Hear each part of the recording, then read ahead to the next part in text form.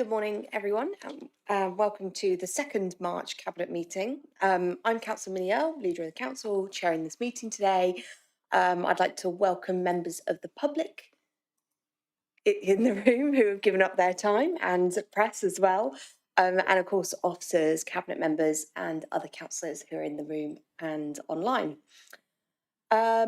So I'm going to hand over to Democratic Services to go over the housekeeping for today's meeting. Sarah. Thank you. Please note that this meeting is being recorded by the Council for live broadcast and will be published on the Council website for a minimum of 6 months. The meeting may also be recorded or streamed for live or subsequent broadcast by members of the public, although ultimate discretion in this matter lies with the Chair in case of disruption.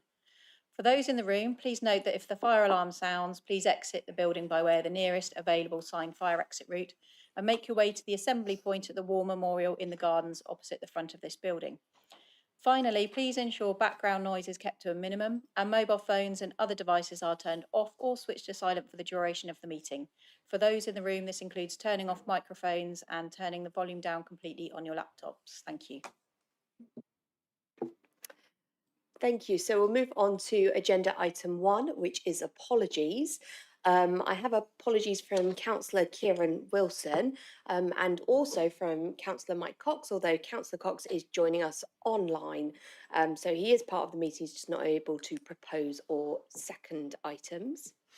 Oh, and of course from Councillor Hannah as well, who I've just looked around the room and is away. So thank you for reminding me of that. Okay, so agenda item 2 is declarations of interest. I haven't had any raised and I can't see any indications, but if any do arise, then we will come back to them later on. Confirmation of minutes is agenda item 3. Can I have a proposer and seconder for the minutes of Cabinet on the 4th of March, please? Happy to propose, Chair. Thank you very much, Councillor Moore. Someone to second those? Thank you, Councillor Martin. Right, can I see if there is agreement to everything in those minutes? Lovely, that's agreed. So on to agenda item 4, which is public issues. We haven't had any petitions, questions or statements submitted to this Cabinet meeting. Okay, so agenda item 5, recommendations from overview and scrutiny committees that are not otherwise included on the agenda. I'm just going to see if any of the chairs would like to present any of those. Councillor Salmon.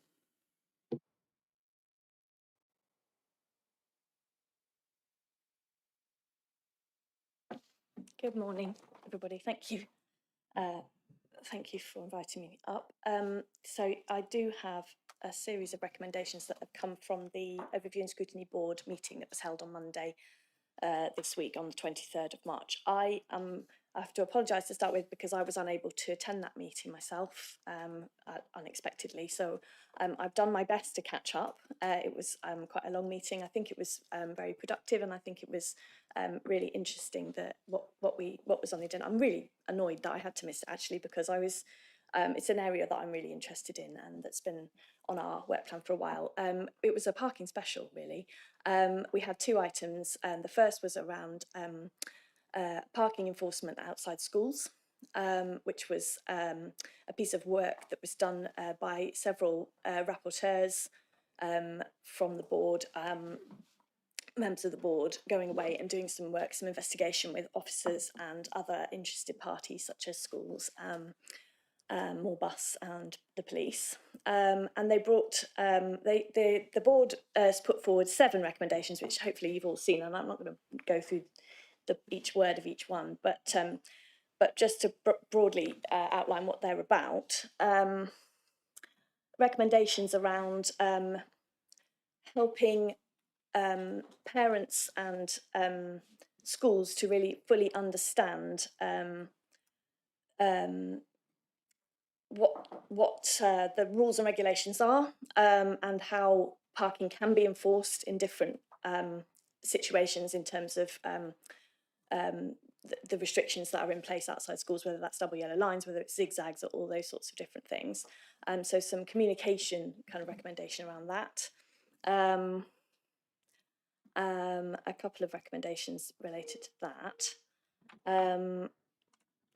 There was a recommendation that the relevant portfolio holder write to the Department for Transport around related to the increased fines trial that was done last year, and our liaison with the DFT as a council around that area, but talking about how it's an issue outside schools, not just sort of seasonal pressures in our touristic areas.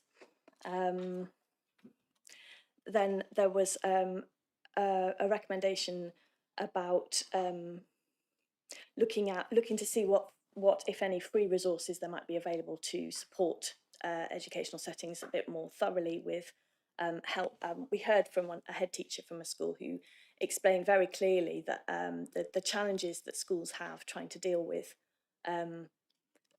driver behaviour outside schools, and so it was about supporting schools as best we possibly can with anything that might be available that we're not already doing, and bringing the police into that with if that's possible to do as well, where their role fits in. And there were additionally several recommendations noting some of the things that are already going on and supporting the things like using more use of cameras to enforce parking restrictions, and the a current review of road markings. Road markings was discussed, and how important it is to make sure those are really clear, those are consistent as far as possible outside schools, and are all exactly as they should be to do the best we can to make the roads outside schools safe. The second item that was on the agenda was a series of questions relating to parking pressures, this time around high season parking pressures. And there were 3 recommendations that came out of that as well, which, again, I don't need to go through each one in detail, but that you can see in front of you, hopefully, around things that we might be able to do just to think more widely about some of those issues. Again, moving sort of wider than the PCN trial and the outcomes of that. So I think that's all I have for you. Thanks. Thank you, Councillor Salmon, and appreciate the overview and scrutiny meeting on Monday. I listened in from home and it was really interesting and really useful, actually. What we'll do is take those away and come back with a response to overview and scrutiny, and portfolio holder will come and report back on what has happened with that within Cabinet. So thank you very much. I can't see any other indications from scrutiny chairs. Oh, sorry, Councillor, but please do come on.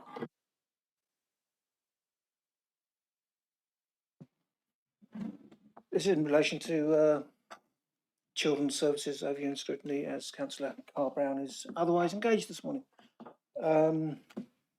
It's to do with item 9 on your agenda, the Children in Care Transformation Programme, which came to the recent meeting.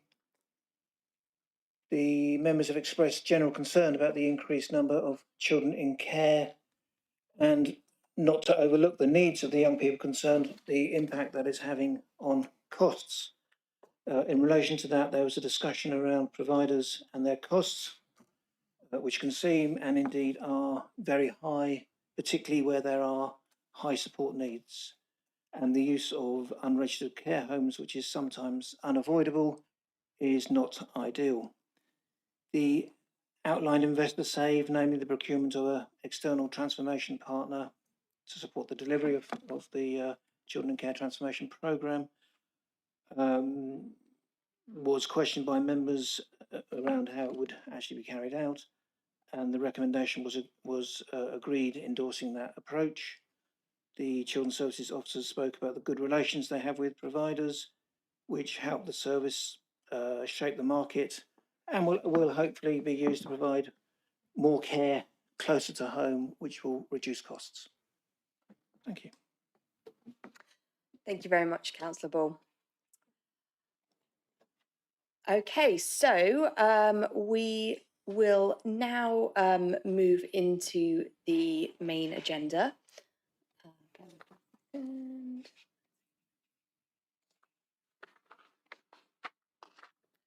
So agenda item 6 is the BCP Council Public Waste Bin Provision Policy. Councillor Hadley, you're going to be proposing this item as portfolio holder. Is there someone to second this one, please? Thank you very much, Councillor Herritt. Councillor Hadley, over to you. Thank you, Leader. Yes, so this is looking at public litter bins or litter bins in public spaces and looking to improve the estate. There are some pictures in the report of the varying state and decay of our bins across the area, and we have 2,800 of them of varying age and condition. That includes specific dog litter bins, which are generally at waist height and a real problem in terms of both getting full rather quickly with the increased number of dogs since COVID, and the weight and the health and safety implications for the teams that are emptying them, especially when people overfill them. But in any case, it's a dead weight for them to lift. So we are really keen to remove those from the estate.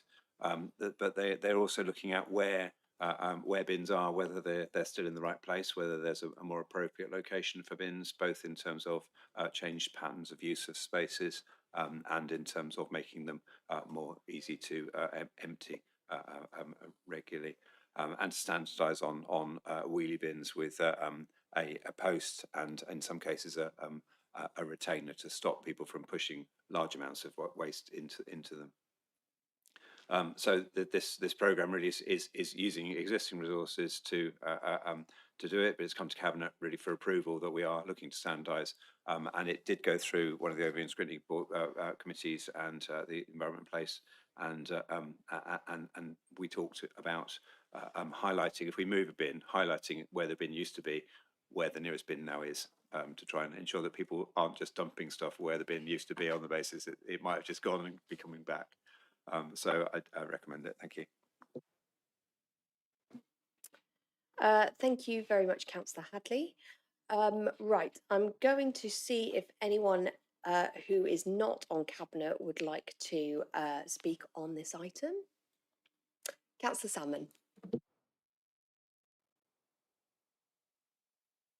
Thank you, Chair. Yeah, just very quickly, really. I just wanted to, I was really interested in this, and I think it looks like really sensible and probably well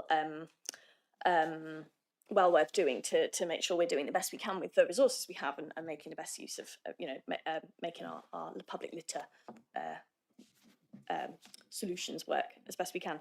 I just wanted to ask that we make sure that ward councillors are able to get involved where any changes are being suggested, or before plans are drawn up. So in a proactive way, can ward councillors be always included, I think is my plea, so that we've got that local knowledge of, like, actually on the ground where the problem areas are, and where we get the emails from people about, all these things, of course, as you all know.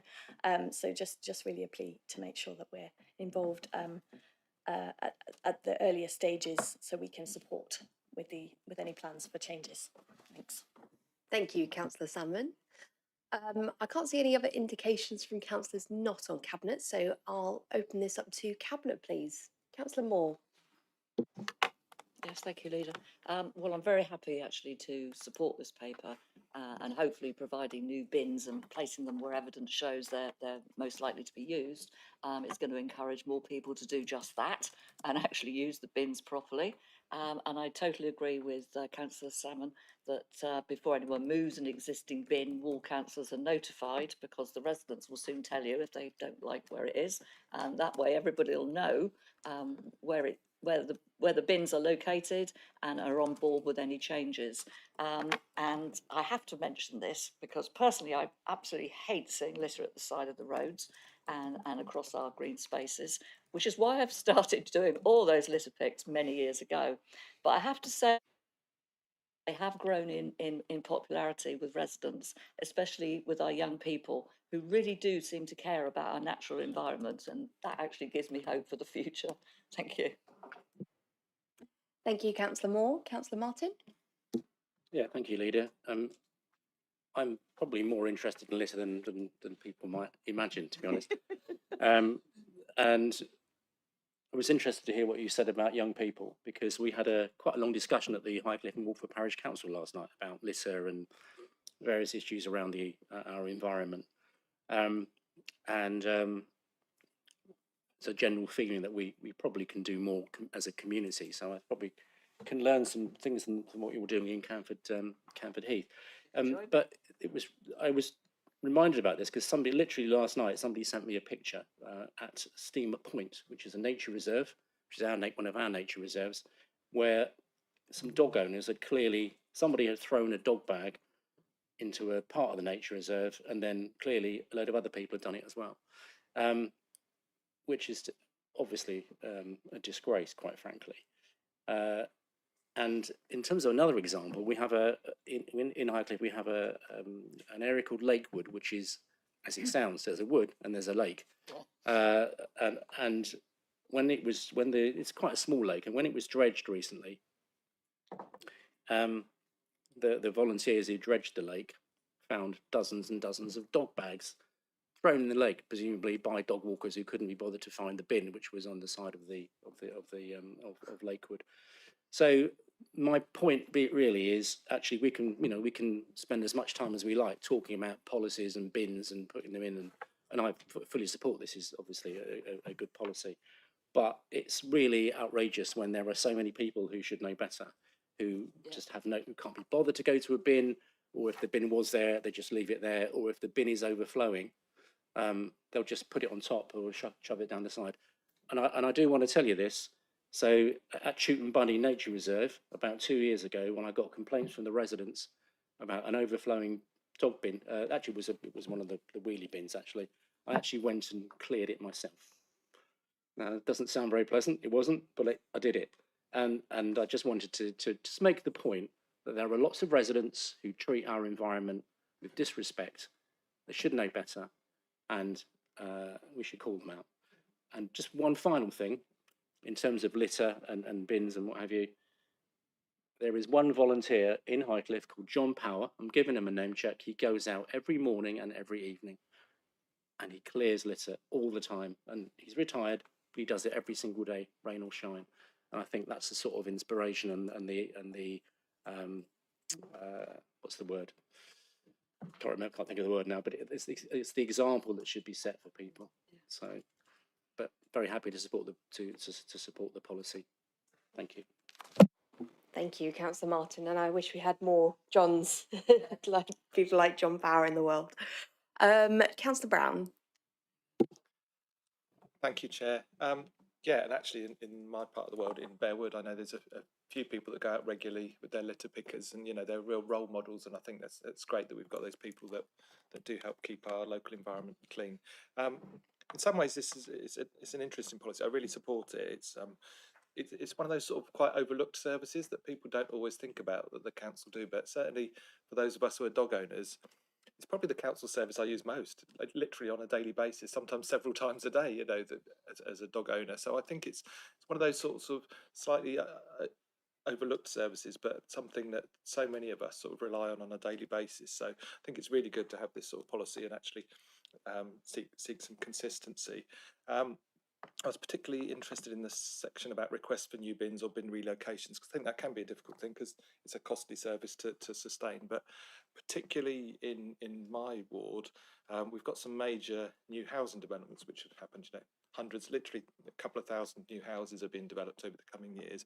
And I think it's really important with those to actually think about bin locations and actually be able to request new bin locations in those new developments. And I know it puts additional pressure on the services, but there's residents there that are all paying their council tax, and a lot of them are dog owners. So yeah, I think it's really important that we think about bin locations in terms of new developments, partly at the planning stage, but also obviously when the developments are there and people have moved in. So I think it's really good to have this sort of policy defined and set out, and to have the funding to actually be able to deliver it. So.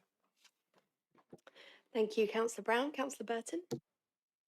It's amazing how much detail as owners have about the position of waste bins and what you're likely to find inside them. Yeah, I also totally support this paper.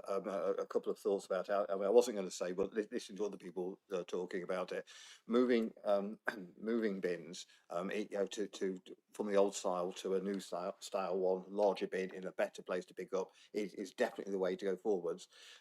Yes, all councillors, it would be a good idea for them to know. However, I would say that a lot of residents don't like change. Believe it or not, well, actually, yes, you probably do. A lot of dog walkers actually do their walk in a place, in a direction, to know where those bins are, and they don't like changing the walk. Therefore, moving a bin from one place to another, they get quite incensed. You know, my personal dog poo bin isn't there anymore, and now it's 200 meters, but I don't walk that way. So yes, we need some. If we could put maybe a sign when a bin gets moved, when possible, just to say, look, the bin is moved from here to there, please use it. Likewise, it would be quite good to have a sticker on the bins just to remind people, if the bin is full, please take it home. Because a lot of people go, the bin's full, I'm just going to put it on the lid. Yeah, and then the lid gets covered and it gets on the floor. And I do feel for our workers who go in have to, at that point, not just move the bin, actually have to then move these bags, some of which have been split, some of which the local wildlife has become interested in. Coming into the dog waste in bags being put in strange places, there seems to be a lot of misunderstanding from certain dog owners, and I know we've got some dog owners in the room here, and I think we all try to be totally responsible all the time. Some dog owners seem to think that buying a biodegradable dog poo bag means that you can take the dog poo, move it off the path, because they just think, oh, I have to pick it up so people don't stand on it. They package it up and then think, this is now a biodegradable package. I can dispose of it, to biodegrade somewhere. And that's what they tend to do. And that's why you see them sort of, thrown in hedgerows and in these places. People need to realise that actually it's not just the inconvenience of standing on it. It's actually the damage that the dog waste does to the wildlife and the environment. There's lots of things in dog waste which are damaging to wildlife, and therefore it needs to be disposed of, not just moved out of the way. Thank you, Leader. Thank you, Councillor Burton. Councillor Herritt. Thank you, Leader. Pleased to announce I also have a resident, also called John, who goes out litter picking every day. He's joined by Grant, and they do an enormous amount of work around the Slades Farm area to improve that environment. Also, as the seafront portfolio holder, I have an interest in bins. We have literally hundreds and hundreds of thousands of litres of bin capacity along our seafront, and that behaviour piece where people encounter bins that are full and just use it as a kind of a general waste station at that point, and think if it's near a bin, that is kind of good enough. Obviously, that does create a lot of the litter that we see as it blows back onto the around the seafront. The seafront is is often quite windy, and it disappears off down the coast and into the cliffs and along the sand for people to pick up and our teams to do. We also know that often more bins actually create more litter. When I worked at Studland Beach, just down the coast, the National Trust moved all of their bins off the beach and into the car parks, and that actually had a really positive impact on the litter that was seen along the beach, and that it kind of ended up back in the car parks. They did have to collect the car park bins slightly more often, but the overall impact was much better. So thinking strategically about bins can often have a really positive effect. I was talking with a resident just yesterday who wanted a bin just outside their house in a green area. We spoke about this policy a little bit and how bins can often become waste stations, and they said they'd take a look, and I think probably have a slightly different view now. And I have some residents who are desperate for bins to move that are just outside their house, particularly those only dog waste bins that become quite pungent in the summer if the wind's blowing in the wrong direction. So I think yeah, overall, a proper strategic look at our bin network is really good. And Good I think idea. some tweaks in those locations will be positive and hopefully not just in terms of obviously the costliness of collecting them, but for some of the residents who live adjacent to some quite oddly placed bins. I think they've just, there's one on a corner that I can think of in my ward that just makes no sense to anyone. And I think that someone a long time ago, probably when the council had a bit more money, thought quite like a bin there and just popped one up. So yeah, that's one that I think the residents there would be appreciative of a move, but we'll see where we get to as we start thinking through properly strategically.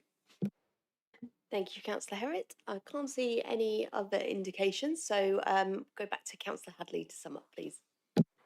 Thank you. Well, I wasn't quite expecting that much interest in this topic. Yeah, so thank you, Councillor Salmon. I did neglect to say that the community involvement was sorry, Councillor Ward, Councillor involvement was something that actually actually she's not here now.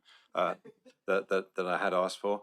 I think that one of the challenges really is that this is not a statutory service, so it's something that is under pressure in terms of our revenue budgets and in maintaining it and certainly extending. So I'm slightly concerned about the additional places where people want them, because there are always people who will say, I want yet another bin. And the piece around removing bins, actually reducing the litter because people are taking them home, is relevant. But of course, people don't want to take home particularly dog poo bins.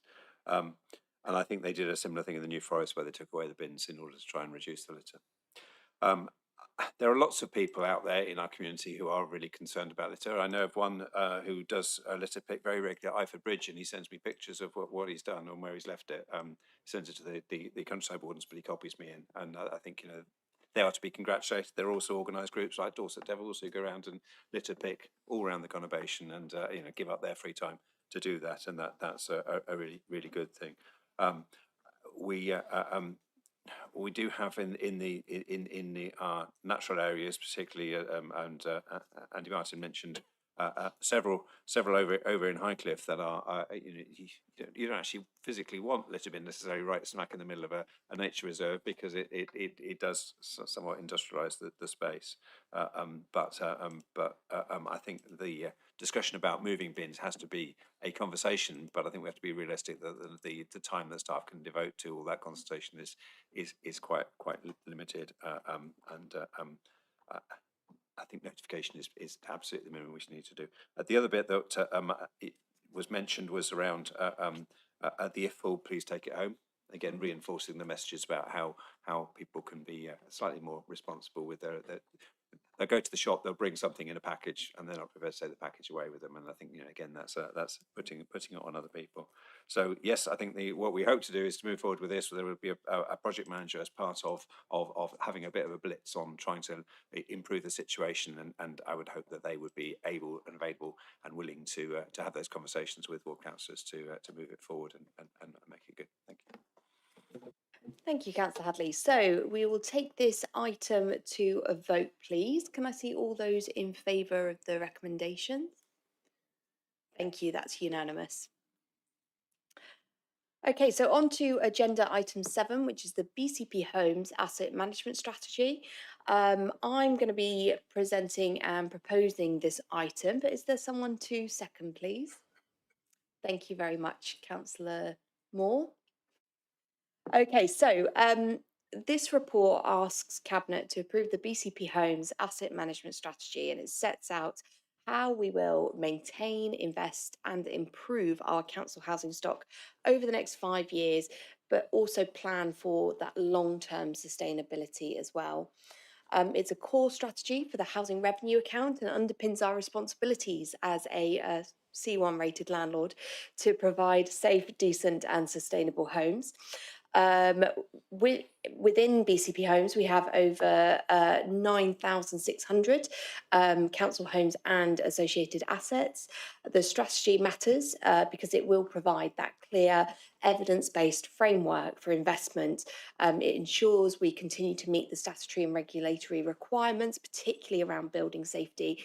It also supports our climate commitments, including achieving the EPC banding by 2030 of C, and confirms that investment decisions are affordable and aligned with the HRA business plan.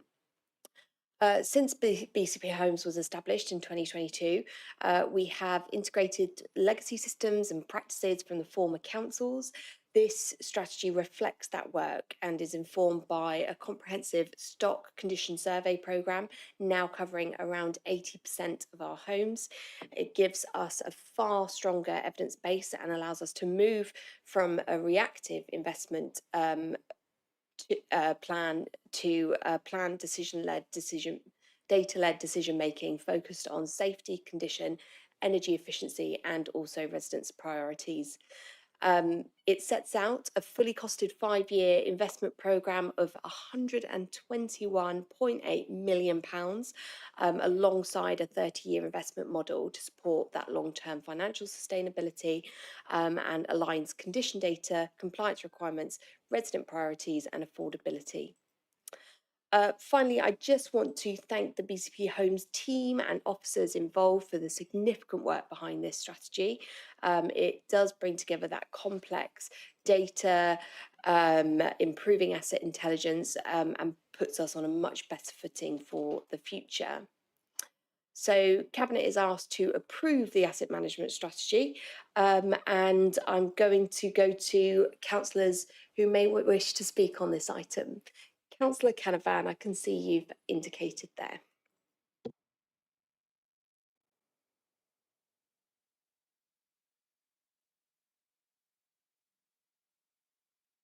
Thank you very much, Chair. Can I also join with you in thanking the officers that have put this together and the commitment to put the funding behind this strategy. That's really welcome. The point I wanted to raise, if I may, is the link between this strategy and the health and wellbeing issues that our community faces. It's a constant. I feel it's a constant challenge to ensure that there is a sufficient recognition that suitable and decent housing is a real issue when it comes to the health and wellbeing of our community. And I do accept that this strategy recognises that. One of the things I wanted to highlight was, well, firstly, that the issue around homelessness and rough sleeping is still quite a significant challenge for us. And any commitment to move that forward, I think, is really welcome. It's a continual pressure, and there is a definite need for us to address that. But in terms of the reference in the strategy to supported living and sheltered accommodation was the point I really wanted to focus on. So there are, as you can see from the document, there are 870 applicants on the register for that sort of accommodation. So one of the things that certainly within Health and Adult Social Care Review and Scrutiny Committee is on our list of things to do, is to look at the issues around that and to see what we can do, not only in terms of providing more accommodation, but to make sure the service is sufficiently resourced to ensure that we make maximum or take every maximum opportunity to ensure that residents get accommodated suitably. I think I'm probably not alone as a councillor in troubling a housing team about individual cases, but certainly from my experience, they are becoming quite complicated. And well, I've certainly found that it's not just simply about trying to find somebody a home. The often more complex individual personal circumstances behind people's situation, which is forcing them into a situation where sometimes they find themselves housed in accommodation which is entirely unsuitable. And obviously that's something that we do need to recognise and do what we can about. So I just wanted to thank you, Chair, for the opportunity and just to highlight, I think, the importance of ensuring that we recognise this as a health and wellbeing issue. Thank you. Thank you very much, Councillor Canavan. I can't see any other indications from members not on Cabinet, so I'll go over to Cabinet, please. Councillor Hadley. Thank you. Yes, on the sustainability, I would love to see us going beyond APC Band C.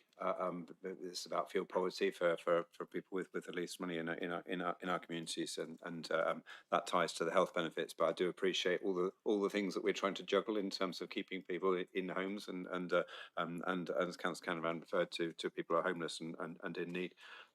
That's a really important area. The other thing I'm really keen to do is to see a higher ambition in terms of getting off gas as a heating mode, and I think it is a challenge we have with our existing housing stock. And I think where we've got putting new things in, we are obviously looking to passive house or other higher standards. But we have inherited a lot of old stock. I know we've also done a lot of work on our high-rise buildings to try and improve their thermal efficiency. But it's one of the biggest parts of our overall carbon footprint that we need to keep putting the pressure on. Thank you. Thank you, Councillor Hadley. Councillor Moore. Yes, thank you. Well, I totally welcome this fully costed investment programme of 121.8 million, which sounds a huge amount until you realise there are 9,600 HRA properties in Bournemouth and Poole, and that includes homes, leasehold properties, garages, communal areas, etc. And the funding is to be spent over the next 5 years on maintaining, improving and modernising tenants' homes. And what I particularly like is that one of the key aims is to improve energy performance with better insulation and upgraded heating systems. And I know a high priority for tenants is to be able to keep their homes warm, but their heating costs down. And obviously that's really quite important to everybody at the moment. And I agree with Councillor Canavan, there is a link between decent homes and improved health and well-being, which this strategy recognises. So I'm very happy to second this paper. Thank you. Thank you, Councillor Moore. Councillor Brown. Thank you, Chair. Yeah, I just wanted to pick up a bit on what Councillor Canavan said, and I probably couldn't say it any better than he did, actually, the importance of decent homes. And I'm really pleased that over the years, we really made significant investment in decent homes, and we recognise the link between sort of adequate housing and the decent condition of that housing, the link between that and health and well-being. And this investment in this plan sort of helps to support that going forward, as well as the point you made about the sort of more specialist housing and supported housing and those sort of specialist housing needs. And I think it's both this policy and this plan and investment here, as well as our local plan and the way our local plan looks at the provision of supported housing and specialist housing. I think both of them are really important to make sure that we can fulfil that growing need actually in our community as the demographic shift within our area in terms of the sort of age and disability, etc., that is increasing the need for that type of housing. So I think it's both this plan and our local plan and our own investment and government investment to sort of all work together to actually make sure we can continue to move forward in actually fulfilling more and more of that need. Thank you very much, Councillor Brown. Anyone else wishing to speak on this item? Can't see any other indications. Okay, so I'm going to go. I'm just going to briefly sum up and say I absolutely agree, and I'm really pleased that Councillor Canavan has raised the importance, in particular, around our stock and maintaining it, but also the service that we have and the responsibility we have as a council when it comes to housing. I wanted just to reflect. Yesterday, I had the absolute pleasure of going and opening Templeman Place over in Leedham Road over in Redhill. We got to see the 17 new flats that have been put in there and residents already moving into those. And again, it's just another example of how our assets are being utilised now to deliver really good quality housing.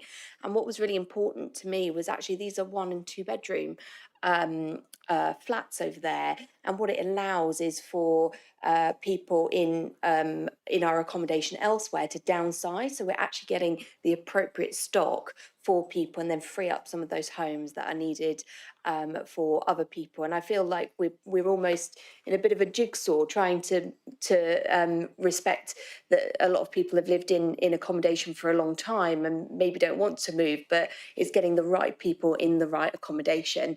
And that is always a challenge, but something that we really embrace. And I think it's really important that we do maximise the use of our stock as much as we can. Okay, so I'm going to ask Cabinet if they agree with the recommendations here. Can I see all those in favour? Thank you, that's unanimous. So we'll move on to agenda item 8, which is the Childcare Sufficiency Assessment 25 to 26. Councillor Burton, you're going to be presenting and proposing this. Can I have someone to second this one, please? Second, Leader. Thank you. Thank you, Councillor Martin. Councillor Burton. Yeah, thank you very much, Leader. So we have a statutory duty to provide working families of children aged 0 to 14 or 18 with SEND enough childcare places in this area where reasonably practicable. Overall, BCP Council is meeting its statutory duty to ensure there's enough suitable early education and childcare places available. There's a good choice of childcare facilities available to families delivered through private, voluntary, independent and school sector across the conurbation. So the report has lots more details, and I'll just pick out a few things which you might be in. So qualifying children from 9 months are entitled to 30 hours a week of government-funded childcare per week. In addition, wraparound care, which refers to children that childcare that wraps around the standard school day, is primarily designed for primary school age children, that's ages 4 to 11, to help working parents by providing a regular and dependable environment before and after school.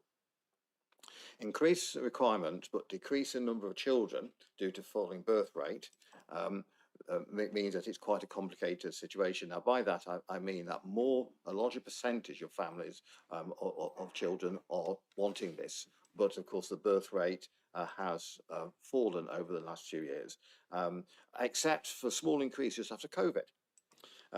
So this fall is predicted to continue for the next decade, unless of course we get another pandemic. There are interesting maps of children and childcare sufficiency, which you might enjoy looking at your ward and wards that you're interested in. Over the past couple of years, the cost of childcare has risen for those who have to pay for their childcare. The quality of childcare is high in BCP, 98% being rated good or outstanding. That is 239 good or outstanding providers, which I think we do need to celebrate. Also, ward councillors might be interested in the number in their ward of children in their ward. There's a little competition here. Could anybody guess who has got the least and most children in the ward? If you've read the report in detail, you probably know. But So I think Newtown and Heavlands has the most. okay, right.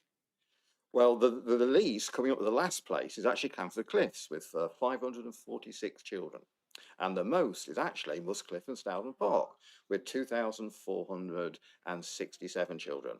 I would say, and this is a bit of a sort of, for the person who's seconding, Highcliffe comes a close second to last with 646. Maybe residents of Highcliffe needs a talking to. The increasing things. Reversal of time. Yeah. The interesting thing is that the number of providers doesn't strictly tally with the number of children. This is for several reasons, because often you might use childcare in an adjoining ward, you may drop off on the way to work or use a childcare provider near where you work. So it's not quite as simple as putting the childcare in the ward that you live in. So I just notice total school age 4 to 14 entitled to wraparound care in BCP is 436,000 children, which is always a good idea, just take stock of children. What we need is the Cabinet to agree the focus on this report. the focus this year, there's a few, not many changes from last year. Bearwood and Merley, which is a place which is dear to my heart, due to the amount of housing development. We are the ward with the most housing development. Muddyford, Sandpit and West Highcliffe. I'm not going to mention the reasons for this because, again, I want to give my second chance to speak on Highcliffe, the situation. Botham West, Eastcliff and Springbourne for complex reasons. The report highlights that there is a new daycare nursery registration in process for Boscombe West, which is proposed and not confirmed. There is a sort of issues with this, and I would like to point out that joining up the council's areas to ensure that we work together as a council to make sure that when we have a deficit of something like childcare places, other bits of the council help to get that sort of thing sorted. On a personal thing, I had somebody who is hoping to open a childcare centre in a place that is needed in this area that I was just talking about, was in tears to me on the phone yesterday because they were held up in planning. And I'm not blaming the planning because I've talked to the planning officer and they were really, really, really helpful.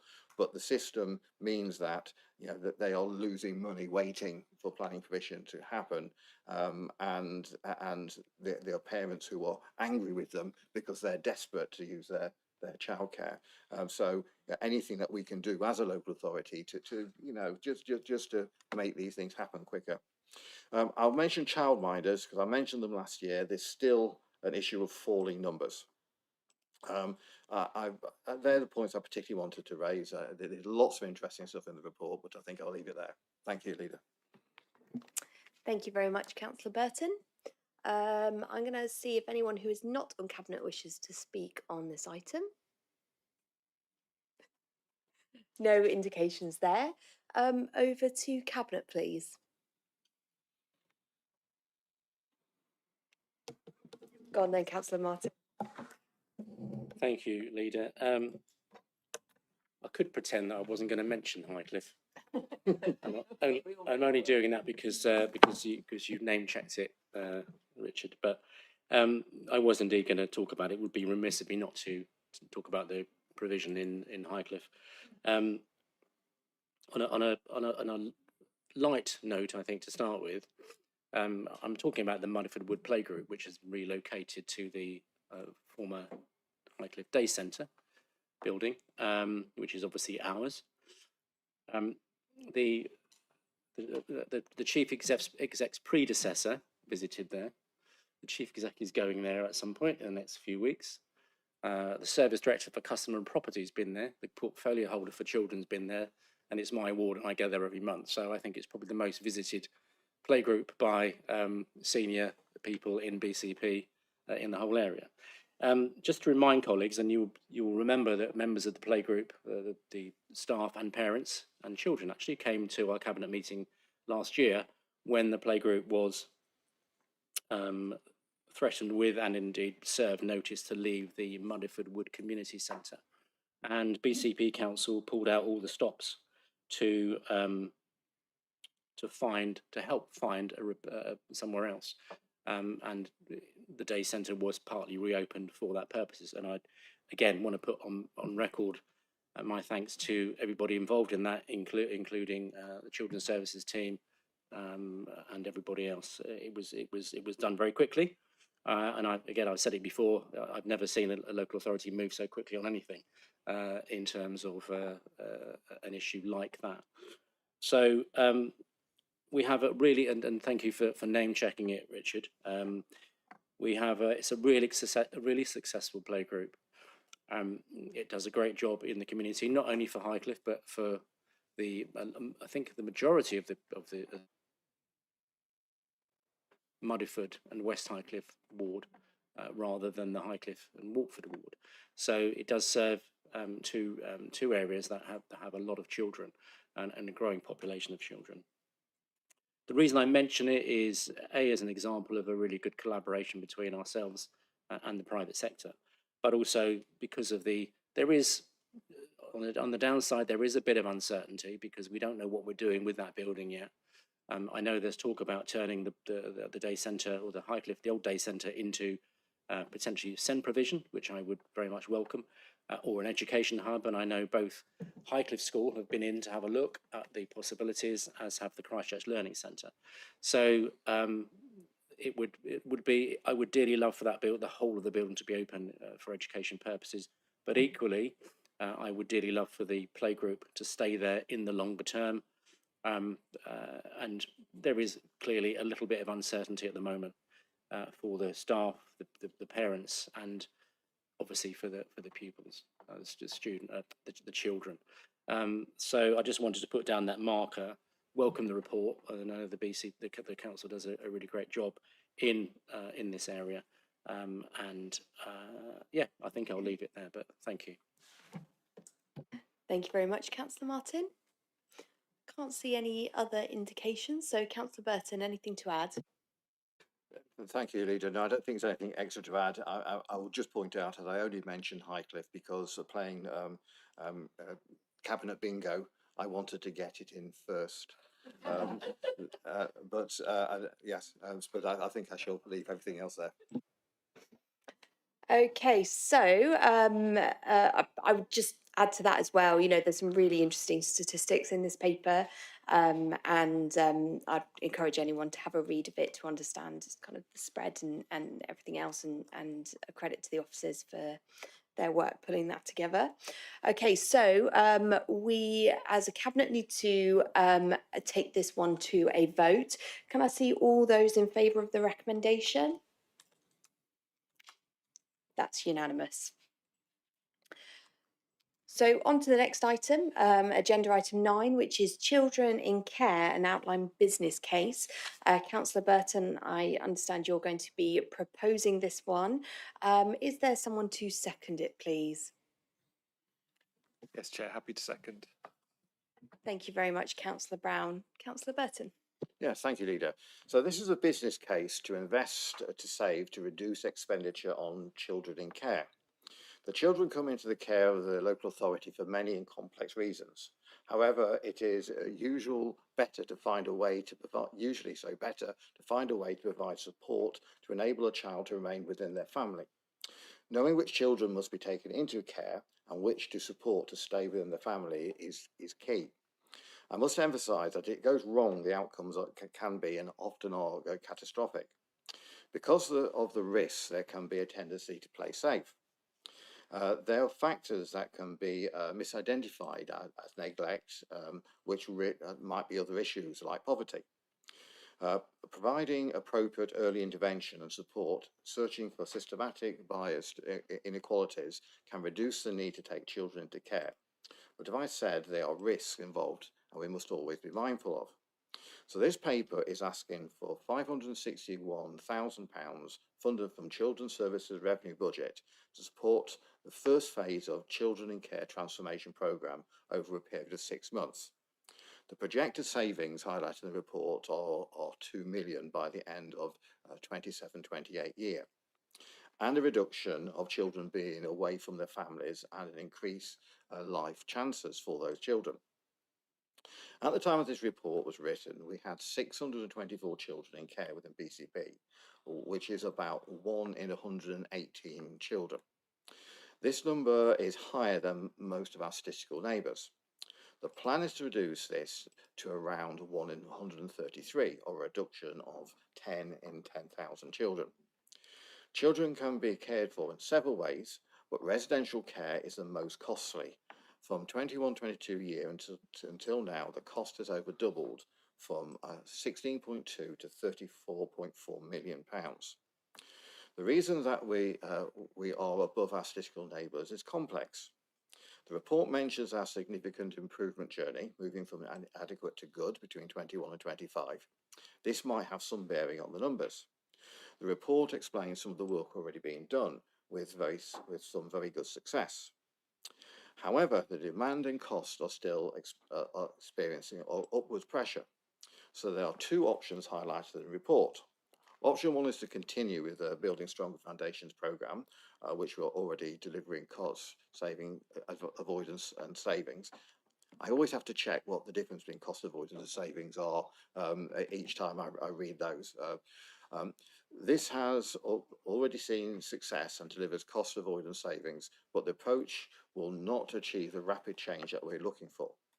So option two is to agree to tender for an external provider to deliver a transformation programme over 6 months with a total cost of 0.561 million, funded from the Children's Services Revenue Budget to deliver service improvement and children in care, savings projected for the 2 million by the end of 27-28.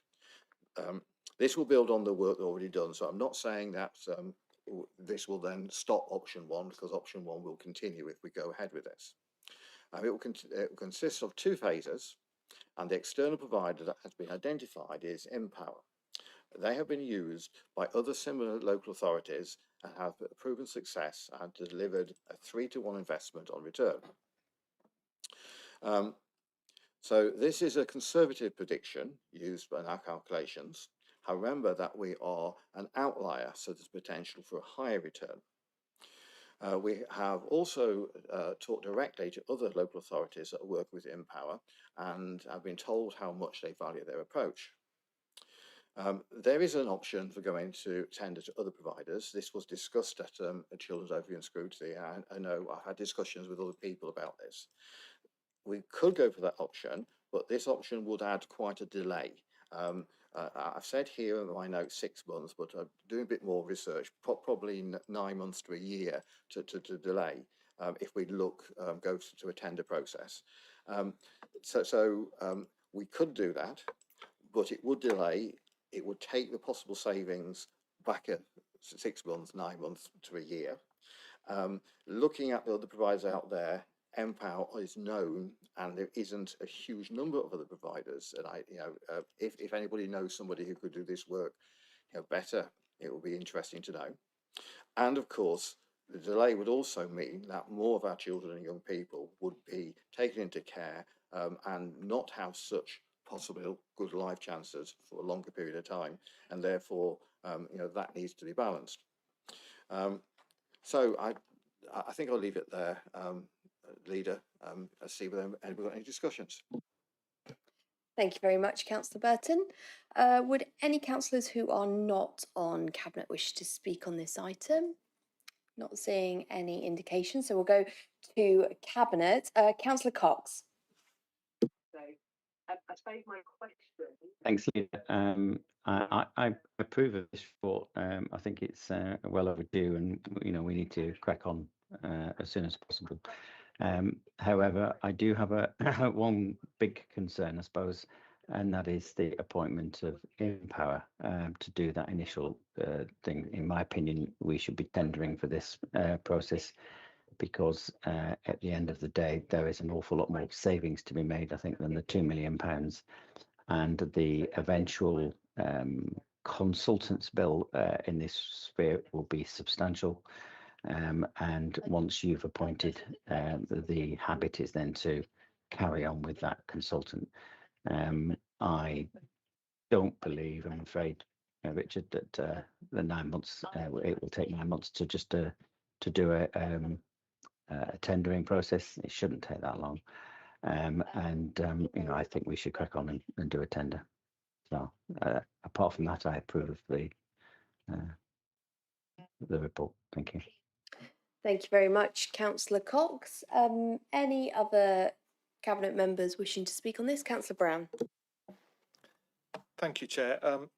Yeah, I was really pleased to second this because, as a lot of colleagues know, I have quite an interest in this area as a former foster carer for many years. I did long-term fostering, short-term respite, emergency placements, and accompanied asylum seeker children.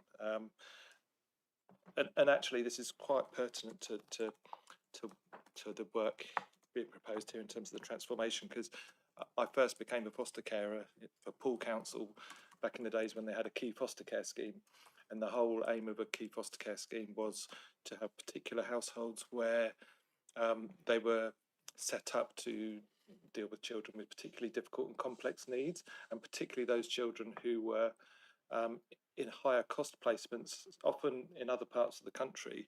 And actually it was felt that actually, partly from a cost perspective, but also for the needs and care for those young people, actually they would be better placed in Poole in a family foster care situation. And on a number of occasions, I actually travelled to other parts of the country to meet children and young people before they came to stay with us, and actually sometimes collected them and brought them back to Poole to start their placement. So the sort of proposals in here are very sort of close to my heart, and I actually fostered for Southampton as well on a treatment foster care scheme, which was very similar for children with particularly difficult and complex needs, to actually have them in a sort of home family fostering situation. And for me, the report, very much as it should do, is a business case, and it talks about the finances. But my interest, and I've had sort of questions and assurances that actually the needs of those children and the care of those children are equally considered around the cost of the placement. And it's not a case of, oh, this is the cost of that placement, sorry, you've got to leave that placement, you've got to go and live with this family, or you've got to do this and that. That actually, it's not just a purely cost thing, but actually it's the needs of the children also central to any decisions, and the sort of continuity of care. Because for these children and young people, you know, it's not their fault whether sort of where they're living has a particular cost attached to it. You know, that they're living where it's felt that they're best cared for, and they're safe and their needs are met. So for me, that's the overriding bit. And if we can work with an organisation that can actually renegotiate some of those contracts or make changes to reduce costs, then that's great. But also in many of those cases, actually, it's not just a case of saving costs, but actually it's better for the children. You know, in my experience as a foster carer, actually, some of those children were just in a care home with lots of care workers coming in and out through the day, and actually having a sort of stable family relationship and building up friends in the local community was actually much better for them than in a residential placement. So I think there are sort of benefits for the children as well as sort of cost savings to be had here, as long as it's sort of handled carefully and sensitively. And I would very much advocate for fostering. I think we've got a good record here of having a large number of our children and young people in local authority foster placements within the BCP area or even further afield. And you know, it's not right for everyone. It's quite a lifestyle choice, and you need to sort of go in with your eyes open. But you know, I think a career as a foster carer is incredibly rewarding. To sort of know that you can really sort of change the lives of those children and young people. So yeah, I'd always advocate for people to think about fostering, and if they're at the right stage in their life and they've got the right setup, then definitely to sort of make inquiries and to consider doing that for our children and young people. Thank you, David. Anyone else wishing to speak? Councillor Hadley? Thank you, Leader. Yes, I have no expertise, and so nowhere near the expertise that Councillor Brown's just highlighted in this.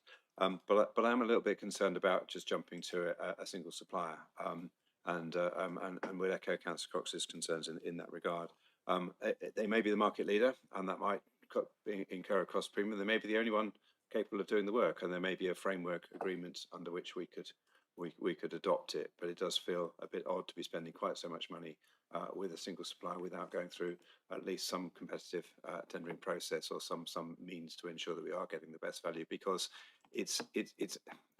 So I worked in the health service for a long time, and taking external consultants to do work where the expertise was actually in the organisation, and it's quite demoralising for the people working within the organisation if someone comes in, extracts quite a lot of money from a service that is working hard to save a lot of money in order to do the work. So I think we need to demonstrate best value in taking on external, and it may be that Cathy and the team are very well aware that this is the best value, but I think that's something I'd just like to be a bit more assured on. Thank you. Thank you, Councillor Hadley. Anyone else wishing to speak on this item? I think we will go back to Councillor Burton. Yeah, so thank you, Leader. So yeah, just to try to pick up a couple of those points.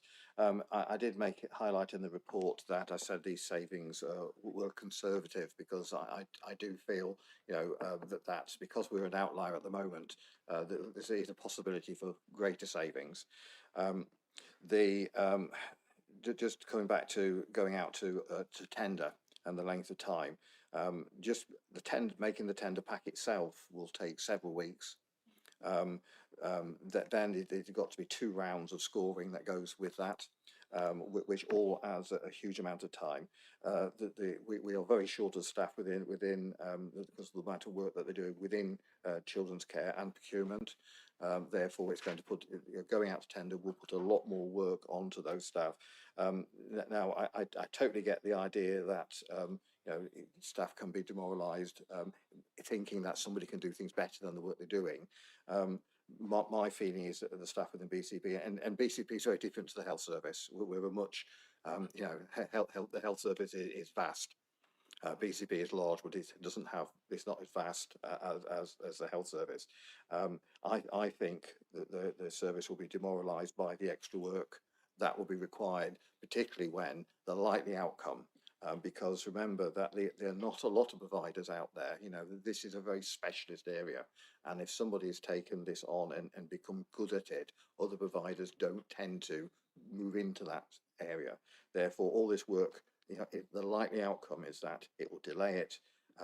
A lot of work will be done, and we'll end up with the same provider going forwards. All we've done is delayed. Just picking up, following with what Councillor Brown said, don't forget we're not only talking about foster caring, we're also talking about ways of providing care support for families, for other ways of caring for children, so that children can stay within their closer family network and not have to go out to foster care and not have to go out to children's homes. Create more space in the foster care so that some of the children who are in children's home now might be able to go back into foster care. So the knock-on effect of delay would also not, I feel, make the cost saving happen so quickly. It will also have a knock-on effect on the outcome for children, because it is very, the research says that children do better supported in their family rather than going into more expensive care. Thank you, Councillor Burton. So we'll take this one to a vote, but I just want to add before we do that I feel we probably want to be keeping a very close eye on this one as a cabinet because of the concerns raised by cabinet members, and I think particularly when this comes to another phase, ensuring that we've got some really strong oversight. And I do take it, I also share some concerns around procurement in this manner, and think that if we are going to go down this route, and I'm prepared to support it, we need to have full assurance as cabinet throughout that we're remaining on track within that. Okay. Can I Go on, Councillor. Aidan. Thank you. Can I just a point of clarity so that we're very clear? So the recommendation is to approve the procurement of an external transformation partner to support the delivery of the phase 1, the indication there. So the paper, so that's the recommendation. So the recommendation doesn't name the supplier, but in the paper we go on to say about Empower, and that it is a legitimate procurement mechanism through a framework. So there's no question about kind of the legitimacy. So can I just clarify, in agreeing this recommendation, are you, subject to the vote, are you effectively delegating authority to Children's Services team, the portfolio holder, to sort of finalise and use their best judgment, as we've described in the paper, and keep Cabinet briefed on it, as opposed to recommending that approve in principle, but we must go out and do a competitive tender? That I just want to draw that distinction out, so that, because time is of the essence, so that clarity is really important. So just speaking on behalf of Cabinet, I think it's the former of those. We do delegate that decision making, but I think that Cabinet want to remain updated on this one, and fully briefed as to how that goes, for the reasons that Councillor Burton has laid out. Is that clear? Thank you. Helpful, thank you. Okay, so we'll take this one to a vote. Can I see all those in favour of the recommendation? All those against? Any abstentions? Thank you very much, Councillor Hadley. Councillor Hadley for abstaining. So that is 1, 2, 3, 4, 5, 6 in favour and 1 abstention. Mike was unable to vote, wasn't he? Because he's online. Yeah, and Councillor Cox unable to vote online. Okay, so we'll go on to agenda item 10, which is South West Flood and Coastal Shed Service. Councillor Hadley, I think you are going to be proposing this item. Is there someone to second this one, please? That's second, Leader. Thank you. Thank you very much, Councillor Martin. Councillor Hadley, over to you. Thank you, Leader. Yes, I think I've talked before a number of times about our South West Flood and Coastal team, and they are very well regarded by the Environment Agency, the work that we do on our flooding. They're also very well regarded across the South West and are used by quite a number of authorities. They've done work in South Cornwall, work in Devon, in Dorset, and I think also in Somerset.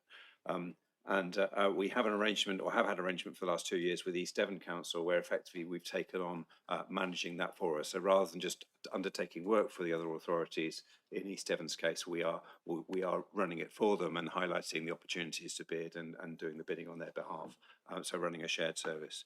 And that's something that Dorset Council we've been discussing with some time about becoming in a more formal arrangement. There are very few coastal flooding engineers around nationally. It's quite a small workforce, and we keep pinching each other's staff over time, and there's quite a few of our staff that used to work for Dorset Council. But I think we recognise, they recognise, and indeed our colleagues in East Devon are very complimentary about the service that we run, and they have agreed as Cabinet and Dorset Council that they would like to join forces with us and to take advantage of the economies of scale of an internal workforce. And I guess, tying a little bit back to the previous thing, this is a centre of expertise that we have and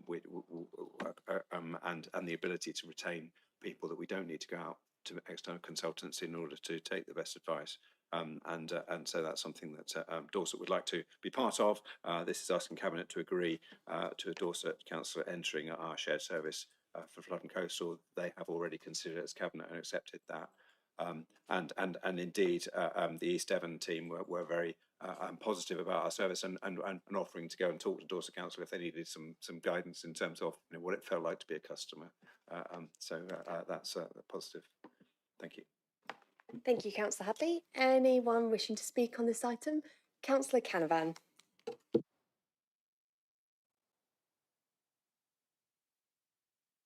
Thank you, Chair. Really just a question for Councillor Hadley, really. I've raised before here my concerns about the whole issue of coastal erosion within BCP. And on the face of it, Dorset joining to be part of that sounds like a bit of a no-brainer, doesn't it?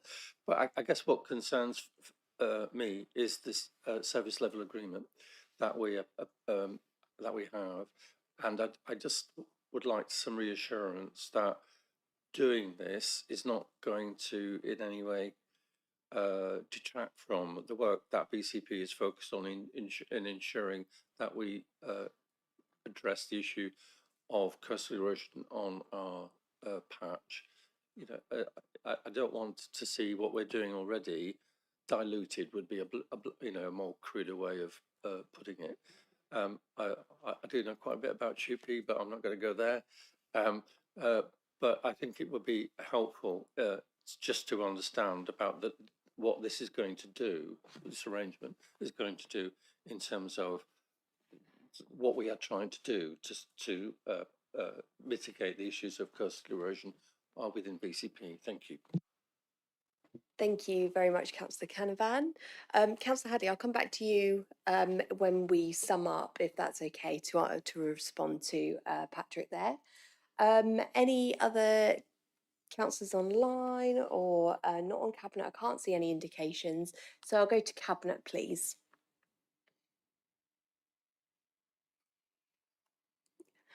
No indications from Cabinet, so Councillor Hadley, we'll come back to you. Councillor Martin? No, I have nothing to add. Thank you. Cool. Apologies, Councillor Hadley. Straight back to you then.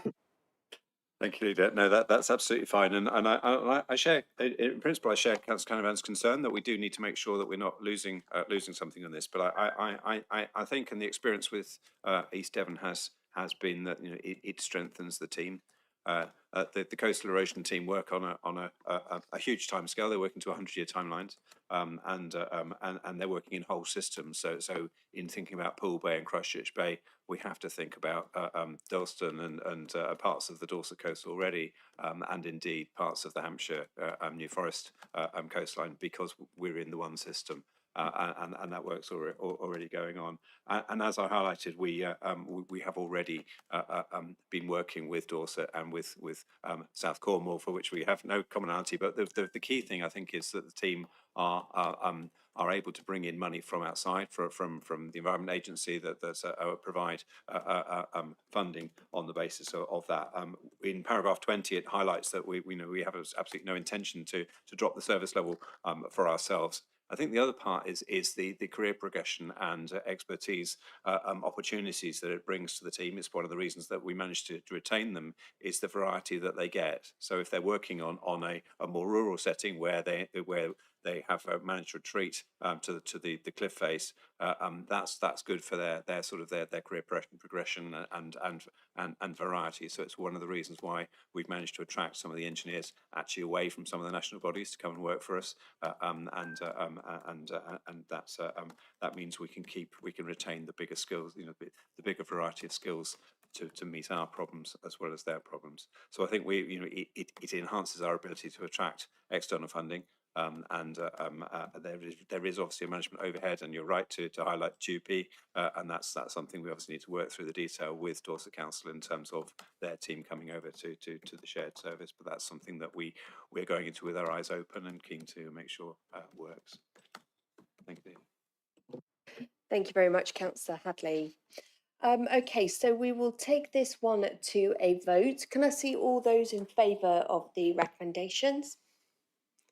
Thank you, that's unanimous. So we'll move on to agenda item 11, which is exclusion of the press and public. And I have a paragraph to read.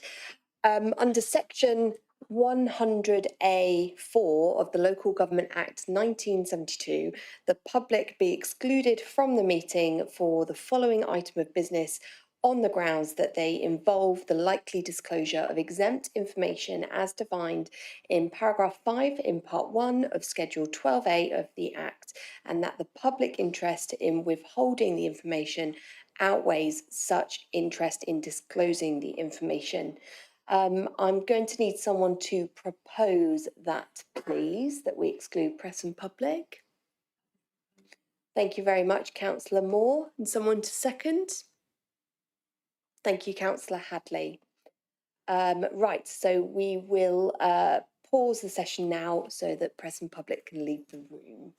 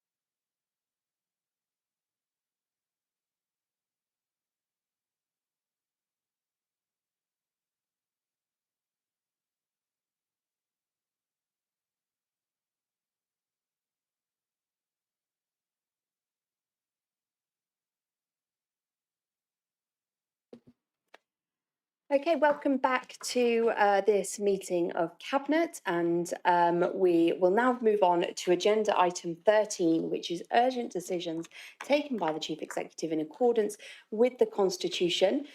Chief Executive, do you have any to report, please? Yes, one to report, and I reported this to full council on Tuesday as well. So I took an urgent decision to accept some local transport funding, which we very timely needed to respond very quickly to accept the funding, and the full details are published on the website. Thank you. Thank you, Aidan. So agenda item 14 is the Cabinet Forward Plan, the latest version of which has been published on the Council's website. And all that's left for me to do now is to formally close the meeting. I just want to say thank you to all those who have contributed today. And we will be back in May following the pre-election period. Thank you.